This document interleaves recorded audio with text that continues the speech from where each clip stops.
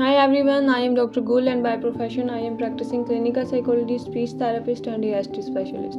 Today we will talk about some misconceptions regarding depression that are so common in our society. First of all, mostly people think that कि अगर कोई depression से गुजर रहा है तो हर टाइम पे वो हमें बहुत ख़राब मूड में मिलेगा और हर टाइम पे वो बस रोता रहेगा या रोती रहेगी. तो this is not the thing.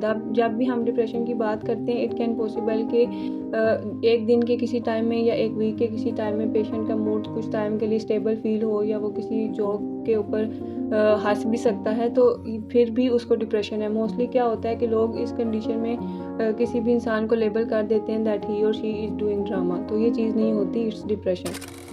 Second thing that is so common among our people कि जब भी किसी को डिप्रेशन होता है तो उसका वेट कम ही होगा कि वो कमज़ोर हो जाएगा.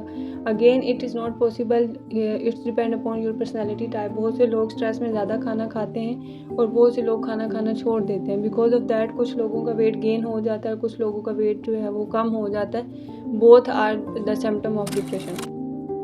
थर्ड वन जो कि हमारे लोगों में बहुत ज़्यादा कॉमन है वो ये कि अगर किसी को डिप्रेशन है तो उसकी स्लीप डिस्टर्ब हो जाएगी, वो उसको नींद नहीं आएगी. Yes, it is symptom of depression, but इसकी भी टू एक्सट्रीम है. या तो पेशेंट को नींद डिस्टर्ब हो जाएगी और वो नहीं सो पाएगा, और ये भी पॉसिबल हो सकता है कि वो अपनी नॉर्मल रेगुलर रूटीन से ज़्यादा सोना शुरू हो जाए.